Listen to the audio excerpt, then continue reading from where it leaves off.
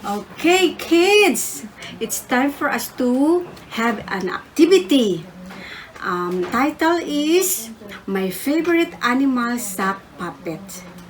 So these are the materials. Plain socks, or if you want any colors, so it's up to you. So this is marker or pencil pen and googly eyes. Para dumikit ang ating mata, eyes, you can use glue. Okay? So, let's proceed now. It's time for us to make our own animal puppets. What is your favorite puppet? Okay, you think now. Okay. So, this is mouth. And I will put the eyes.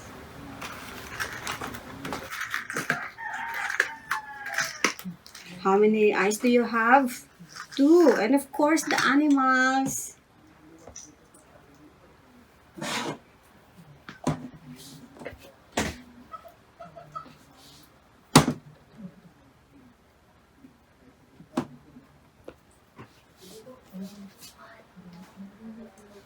Oops. What happened to my glue? I think it's locked. Okay, you can put the glue. Oops.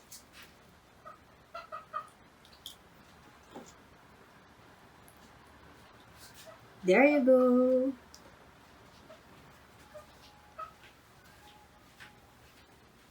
Okay, and then you can put your hand here.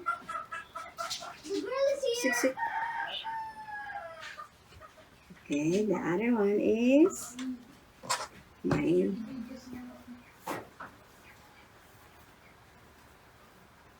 whitey sack.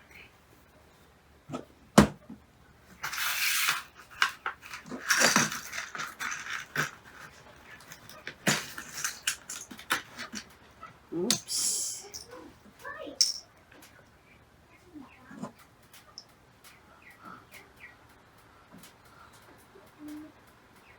Mm-hmm.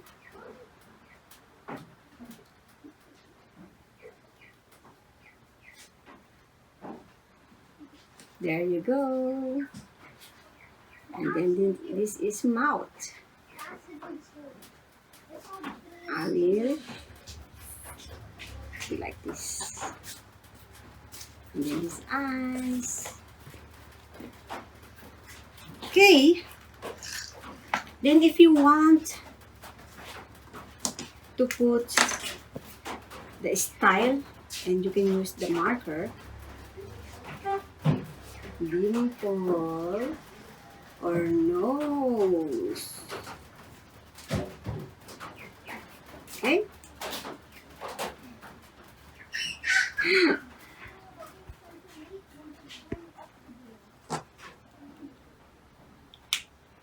I'll close this glue.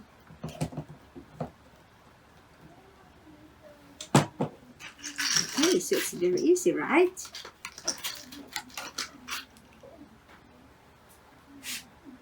Okay, so are you ready, kids? Hello, kids! How are you? I want to introduce to you myself. My name is Whitey, and guess what? What animal am I? Wow, yes, it's a dog. And,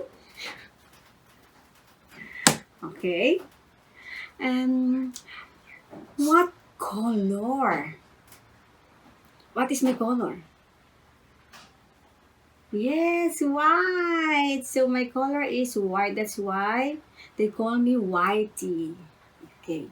So kids, I'm happy to meet you all. What about you? Are you happy too? I want to talk with you. Are you ready? Well, I want to have more new friends. Kids, you want me to be your friend? Okay, if yes, please show me your thumbs up. Wow, I have a story to tell. Are you excited to hear my story? Oh, if yes, please press your heart button down on your screen. Okay? So if you're ready, I am ready also. One day, me and my best friend, Kathy, playing outside our house. Okay? So we're talking and walking around. We saw the big lion in the forest. Okay? And there were many trees and different kinds of animals. Can you please say or recite what are the animals in the forest? Wow, good job. Very good. And you know, kids, we ran, and I told Kathy to hold my hands tight so we'll not get lost. But sad to say, because we both are nervous and afraid, we part ways and I can't see her. Okay, I'm so sad. I am calling her and shout, "Where are you, Kathy? I am here. This is Whitey." I think the lion was not here anymore. Where are you hiding? Please show yourself. Hi! Oh, thank God. We're safe and nice to meet you again, my best friend Whitey. Oh, it's nice meeting you again.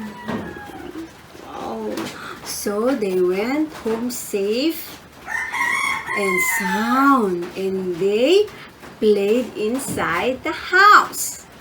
Oh, kids, what did you learn from this story? Are you happy or sad? Please give me your opinion. Thank you for watching and listening to our story. What about you? What is your favorite animal? Share your story. Okay, bye. Thank you and God bless. Stay safe.